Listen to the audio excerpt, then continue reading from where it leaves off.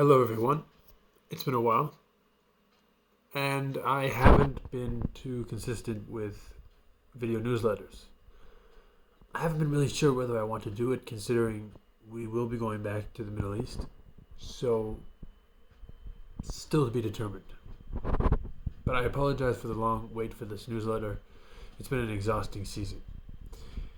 On October the 6th, 2023, Lauren Cunningham, the founder of Youth with a Mission, our organization, died at the age of 88 at 4:20 a.m. in the morning in his sleep at home in Kelowna.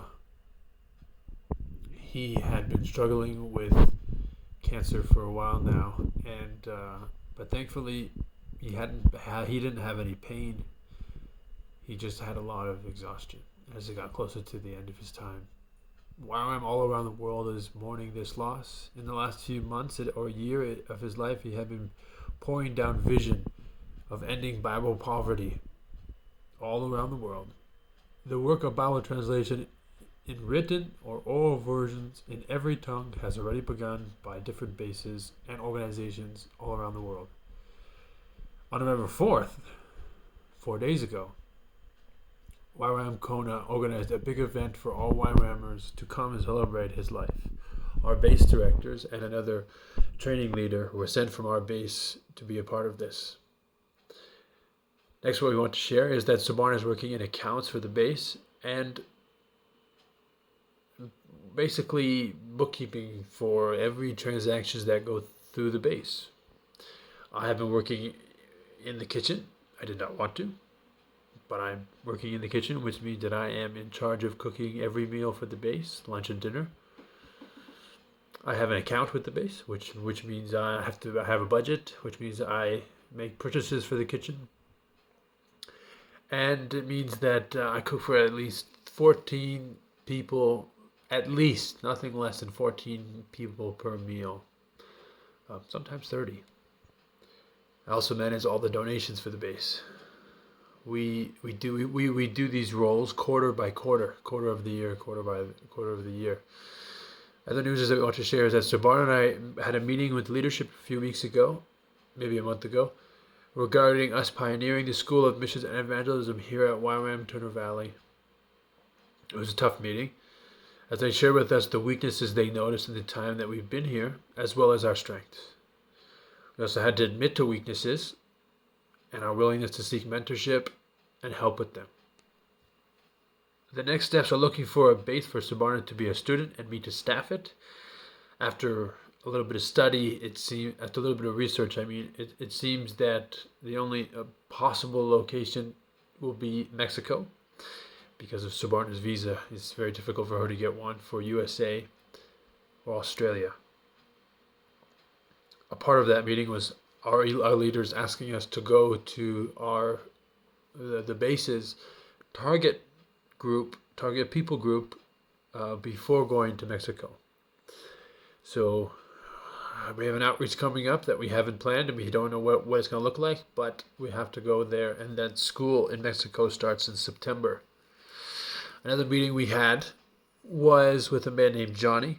He worked with the Korean pastor in Eden Valley.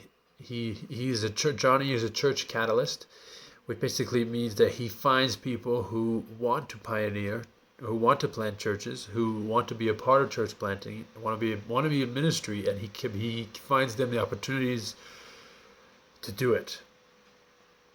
He works with the Southern Baptist Church.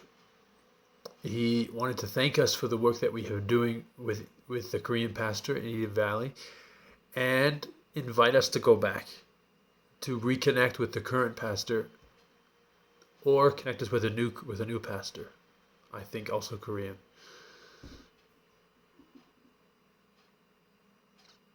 And lastly, we want to share that we will be going to Ontario for Christmas.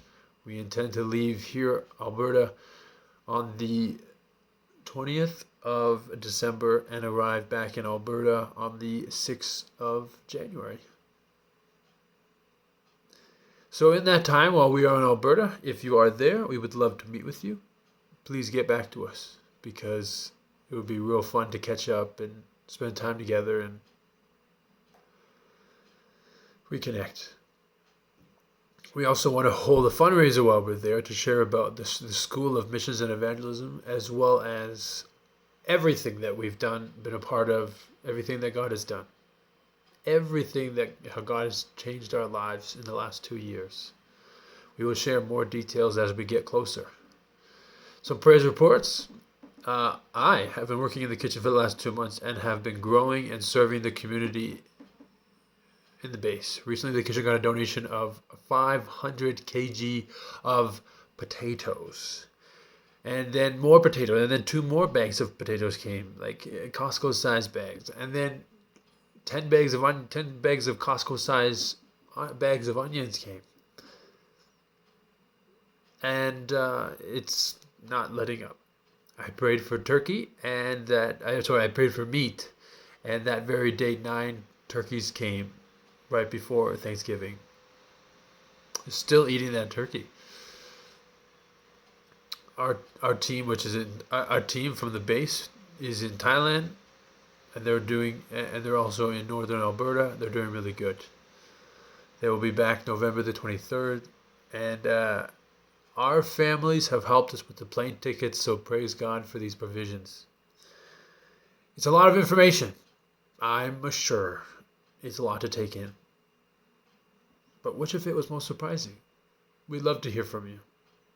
We'd love to talk about it. On the email, there is some information about getting more connected with us, about partnering with us. If you're interested, let us know. Have a great day.